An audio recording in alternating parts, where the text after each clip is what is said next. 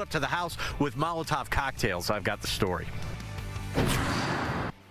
DTE is once again helping make Christmas wishes come true by teaming up with Operation Good Cheer. Today, 40 DTE volunteers loaded more than 2,000 gifts and bikes into semi-trucks at Beacon Park. 400 DTE employees sponsored 700 foster kids and adults in need this holiday season. It's Operation Good Cheer's largest collection point in Detroit. You'll see bikes and you'll see presents, and it's the hearts of all of DTE that donate all this. This is the 19th year DTE is supporting the Operation Good Cheer gift-giving program. Working for you. Fox 2 News at 6 starts now. We are heading into the weekend with more bitterly cold temperatures on tap for southeast Michigan. Weather Authority Rich Luderman is here with a closer look at the forecast. Hi, Rich. This morning it was very cold. The official low at Metro Airport was 5 above. The old record was 6 back in 1974, and there were spots below 0 to start the day. Thankfully, moving forward for tonight, Saturday, and Sunday, it won't be as harsh. Notice some snow, very light snow, falling north of us here near Traverse City and Gaylord and Alpena. They're getting a bit of snow. 25 degrees here with lots of clouds, 29 Mount Pleasant. There's Port Huron at 28 degrees. With that breeze, though, wind chills for some of us in the middle teens. That's our forecast for the rest of tonight. We'll get down to 20, and then here's a peek at the weekend and beyond. It's still going to be chilly into Monday, 27 for a high, and now Sunday, we could see an inch or so. We'll talk more about that in the 7-day coming up in 15. Jess, back to you. All right, Rich, this recent cold snap has left us scrambling to get inside, but it's a dangerous time for those without a place to call home. The city of Detroit is reminding residents it has warm spaces for those experiencing homelessness. The city has increased capacity. It's year-round shelters, adding about 250 beds from last winter for a total of more than 1,700 beds.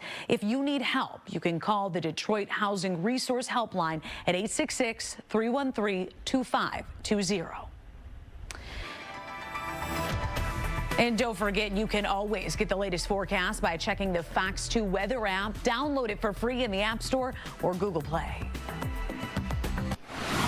New at 6, a 20-year-old St. Clair Shores man is facing multiple felony charges accused of threatening to commit violence against a school. Investigators say this all came to light when the FBI alerted St. Clair Shores police about TikTok videos Joel Edwards allegedly posted expressing his desire to carry out a mass shooting at a school. Edwards was arraigned today, and bond was set at $5 million. Now to a disturbing story out of Livingston County. A 25-year-old man is facing several charges, including arson and allegations he was stalking an underage girl he met online. Fox 2's Scott Wolchek with this story. 25-year-old Alex Bewley-Newmar behind bars. He has been charged and he is accused of driving out here from Mount Pleasant to this neighborhood in Brighton after allegedly harassing a minor. He came out here, according to police, armed with Molotov cocktails, throwing them along the street and at this underage girl's house. So let's talk about this. Bewley-Newmar is charged with manufacturing a Molotov cocktail, stalking a minor, using a computer to commit a crime, and accosting a minor for immoral purposes. Police say that Bewley-Newmar met this underage girl on Snapchat and continued to speak with her. Eventually, once she stopped communication, that is when police say he came out here. This incident happened on November 28th in the late night hours. Police arresting him at his Mount Pleasant home on November 29th. Take a listen to what they have to say. Based upon the initial investigation, we had actually located about 5 Molotov cocktails on site. Some unexploded, some exploded, multiple fires set in the roadway. And there's actually a security camera from area residents where the individual was seen throwing the Molotov cocktails. It seems these two have some kind of history online. Yeah, she had been communicating with them for quite some time over Snapchat and text message, where it got into the sexual realm. And then when she cut off communication with this individual, that's when the threatening messages started. Bewley-Newmar is being held in the Livingston County Jail on a bond of $1 million. Reporting in Brighton, Scott Wolchek, Fox 2 News. Right now, Detroit police are searching for a suspect after a deadly shooting at a busy gas station. It happened along Woodward Avenue near 7 Mile Road. Fox 2's Hillary Golston is live with what else we've learned. Hillary? So here's the thing, this is another situation quite tenebrous where some kind of imbroglio happened where people got into it. They were apparently fighting inside of a gas station, and then somebody pulled out a weapon and shot the other person. It happened around 7:30 on Thursday night, and right now police are still looking for a suspect. They don't have a lot of information, but we talked to someone who saw a lot of this, realized what was going on, and was like, oh my gosh, I think someone died. All this was blocked off, and forensics was here. So me and my husband, when we were discussing, like, so a murder just happened, and it's around Christmas time, the holidays, like the world's just not the same no more. It is probably over nothing, you know, or something simple. People don't know how to even handle their emotions anymore. They resort to violence now. Yes, that's the first thing, because they think they got it. That's the first thing they use. So I think what you realize is obviously what I did there, went inside, talked to the gas station attendant to see if they would give us any video. This is a green light location, and they wouldn't turn it over. Apparently police came a little earlier in the day and did get the video, and they're going through it right now. Now, something else we can tell you about this. Apparently, whoever the suspect was got out of there on foot. Again, not a lot of information about who this person is. All we know is that the person who died, a male in his either early 20s or mid-20s. Probably will take some time to get more information on the victim. But I talked to a guy from Senegal who is thinking maybe I should be a little more careful around gas stations in the city of Detroit after this absolutely unfortunate event. I think so. Detroit is a good city. It's not a bad city, but for really, this one here gonna make me careful to come in to be stopped here for really. So the drill is the same. You know what it is. It's absolutely terrible whenever we have any kind of homicide in the city of Detroit. But the good news is that homicides are trending down. But any person who's lost their life, that's one too many. So if you know anything about this case, all you have to do is reach out to Detroit police. You can always call Crime Stoppers. That number 1-800-SPEAK-UP.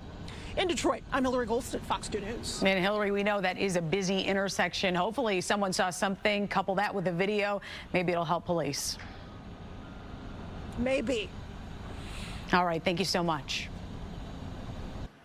Now to the problem that had thousands of people stranded at Detroit Metro Airport. A network outage causing a ground stop early this morning, and it's all taken nearly a day to recover from the flight delays. Fox 2's Camille Amiri is live now with what passengers are saying. We checked in with you last hour. Camille, how's it looking now?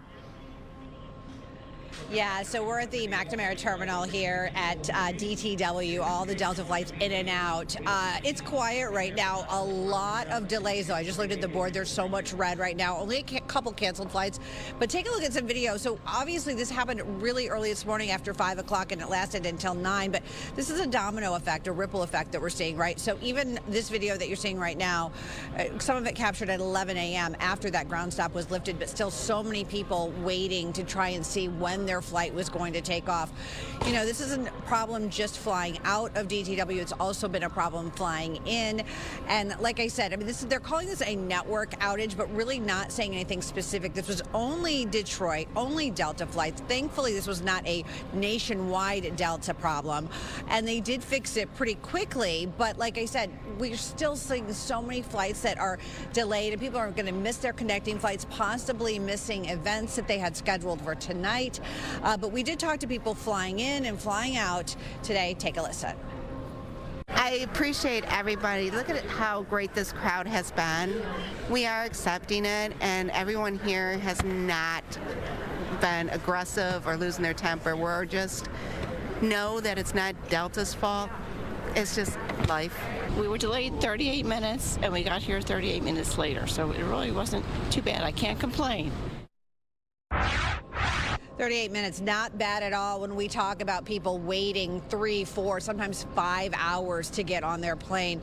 Meanwhile, if you're flying out or into Delta DTW, you should be checking Delta's website to make sure that your flight is on time. It may be delayed, then you don't have to come to the airport even earlier. I think that's why we're seeing less crowds, because people are checking. And if they realize, well, look, their 9 o'clock flight isn't going to leave until 11:30 tonight, then they're definitely not going to be down here right now at 6 o'clock. So that is what's going on here. Delta, of course, saying that they will work with everybody, making sure that they rebook people. And if you don't want to fly out this weekend, if you decide to scrap your plans, you could use that ticket later on. You have a calendar year to use that. But for now, we're live at the McNamara Terminal. Jessica, I'll send it back to you.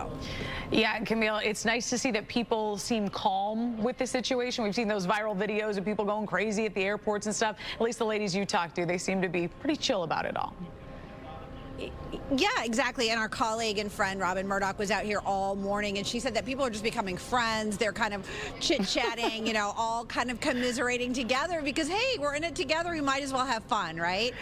Eventually we'll get to our destination. I think that's what everyone has in mind. And, you know, most people, they've been able to get there. So that's the good news. Yeah, at least it's warm inside, right?